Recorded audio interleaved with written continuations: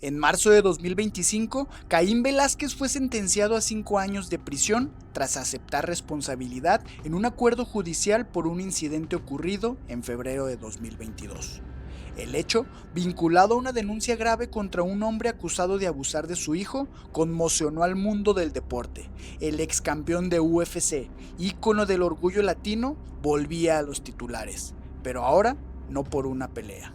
Y en medio del juicio público y personal surgió una pregunta inevitable. ¿Qué pasa cuando un campeón deja de pelear en el octágono y empieza a luchar con sus demonios? Caín Velázquez fue el rostro del poder latino en la UFC, imparable, indomable, invencible. Pero esta no es solo la historia de un cinturón, es la historia de un padre, de un hombre empujado al límite, de una leyenda caída buscando redención, porque antes de ser héroe, fue humano. Antes de ser campeón, Caín fue hijo del campo.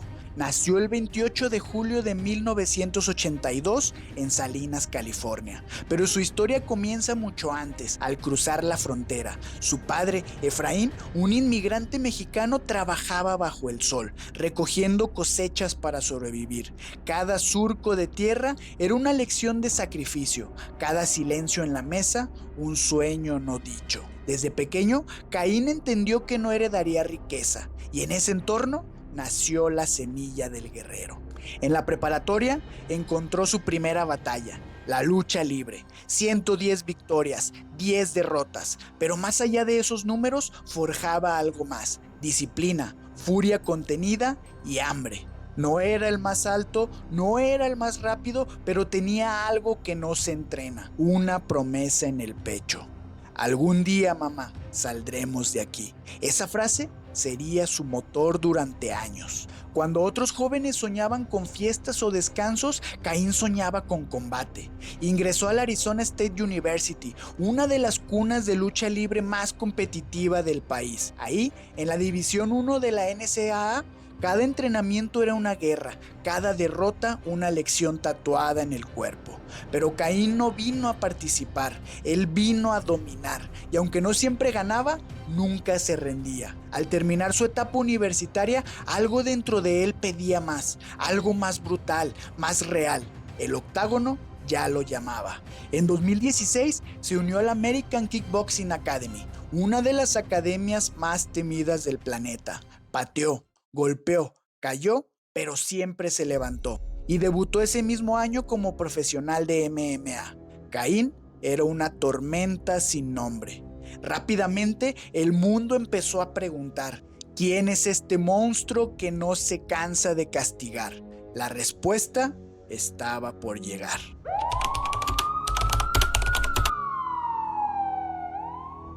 Caín había vencido a gigantes, había conquistado el oro, pero nada lo preparó para el golpe que venía. En febrero de 2022, afuera del octágono, el enemigo no tenía guantes, tenía un rostro y había tocado lo más sagrado: a su hijo. Harry Goularte, acusado de abusar de un menor de 4 años, fue liberado bajo fianza. Ese menor era el hijo de Caín. Y entonces Velázquez dejó de ser luchador para convertirse en padre, uno dispuesto a todo. Una camioneta, un arma, una persecución a toda velocidad por las calles de San José y un disparo. Uno solo, erróneo. El padrastro de Goularte fue quien terminó herido. Caín fue arrestado, las cadenas pesaban más que cualquier cinturón, y mientras el mundo juzgaba, él caía. No por perder una pelea, sino por perder el control de sí mismo. Ya no era campeón ni ídolo, era solo un hombre.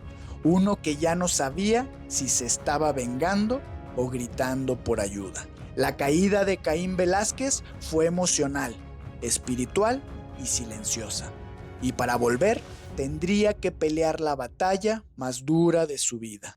El encierro no solo le quitó la libertad, le quitó el ruido. Sin cámaras, sin aplausos, solo él y sus pensamientos. Las madrugadas eran largas, pero fue en ese vacío donde Caín empezó a reconstruirse.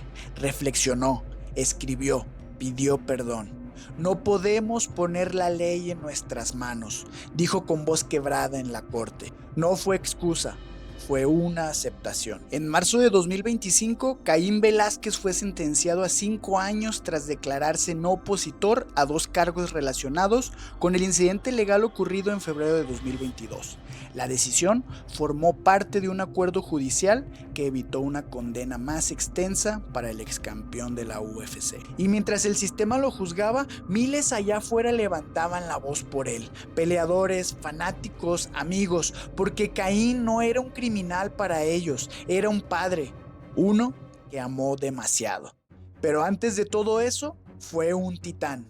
El nombre Caín Velázquez se decía con miedo. Debutó en la UFC en 2008 con una promesa silenciosa: redefinir lo que significaba ser un peso pesado. Y desde el principio fue distinto. Tenía la fuerza de un tanque, pero se movía como si pesara 30 kilos menos. Tenía lo que casi ningún heavyweight tenía: cardio infinito, una presión constante y un wrestling de élite. Sus primeras víctimas fueron Jack O'Brien, Dennis Stongick y Ben Rothwell. Y entonces llegó Antonio Minotauro Nogueira, leyenda del Pride, ex campeón de la UFC. Caín lo noqueó en el primer asalto, sin titubear, sin dudar. Fue esa pelea la que anunció su ascenso al Olimpo. El 23 de octubre de 2010, en UFC 121, frente a él, Brock Lesnar, campeón, ex luchador de la WWE, fenómeno físico.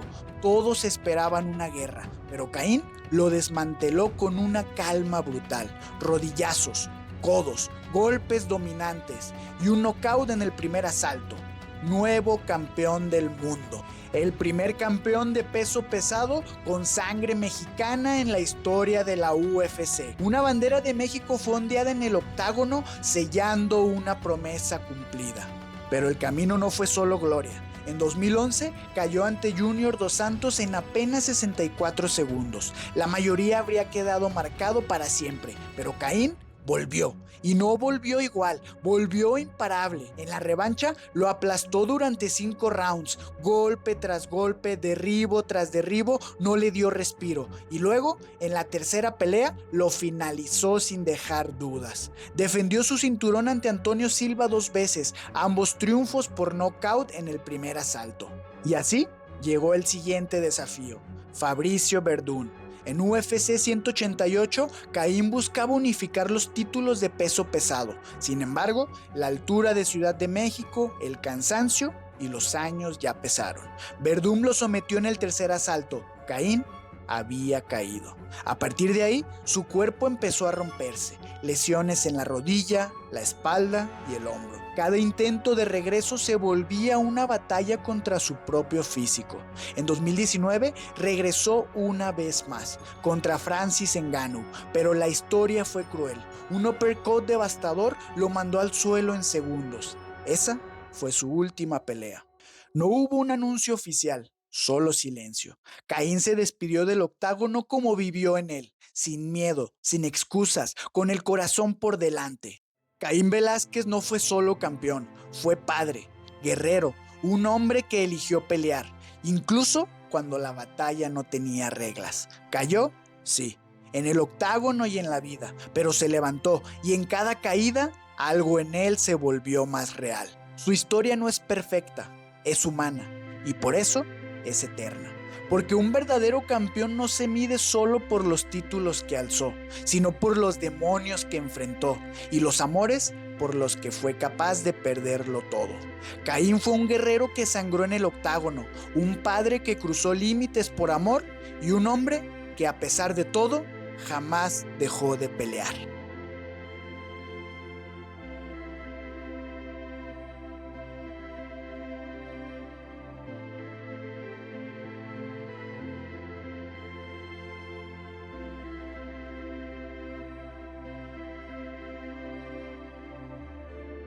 Caín lo deja vivir, le mete los puños, aprieta la máquina, mete la rodilla, Caín lo está máximo, le ha reventado la cara, se la pintó de rojo, se acabó, se acabó, Campeón mundial de los completos, Caín Velázquez.